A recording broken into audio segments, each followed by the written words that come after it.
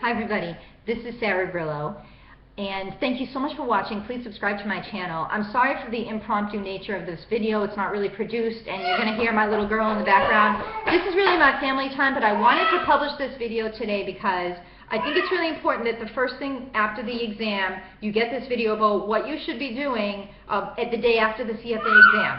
And because for some reason I'm unable to tape over 3 minutes, I don't know why, I'm going to actually post another video about what you should not be doing the day after the CFA exam, because that's really important too. A lot of people get themselves in a lot of trouble. Okay, so the first thing is get a little notebook and write down your professional goals. So now you took the CFA exam, good for you by the way. Thanks for having the courage, and thank yourselves, congratulate yourselves. That was a really big undertaking. But you've got to move to the next step now. There's lots of money out there to be made. So what are you going to do with that? If you passed, if you failed, what's going to be your next step? Write it down. When's the next day you're going to start studying? Are you going to take 3 months off? When you get the results, how long are you going to wait? What's the date? Then you're going to start up the next level, or maybe at the same level if you didn't pass, which is not a big deal. But you see what I'm saying? Also write down what you're going to do this summer to further yourself professionally.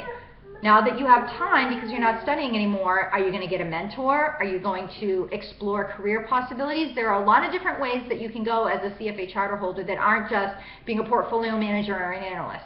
But you've got to research them and invest your time in knowing what those options are. You could do things like start shadowing people, start watching YouTube videos, start watching motivational videos. The other thing is really important, as someone who is training themselves, you've invested all this time to take the exam so that you can become a CFA charter holder. You need to think about accumulating assets, about using that tool, the CFA designation, to accumulate assets, because that's really why we're doing all this, isn't it? To accumulate assets for our prosperity.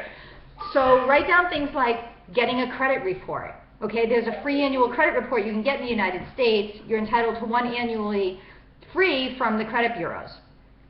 2, are you saving? Write a budget. How much are you making versus saving versus investing? How well are your investments doing? 3, how well are you protecting those assets? Do you have life insurance? Do you have disability insurance? Now you've invested all this time, you're going to be a CFA charter holder at some point. How are you going to protect your income stream in the event that an accident leaves you disabled? Right?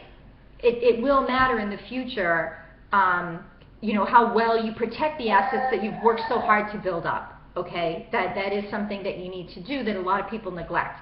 So, thanks so much for tuning in. This video is getting a little bit long and I'm scared it's going to cut out, but I'm going to post another video about the things you should not be doing the day after the CFA exam.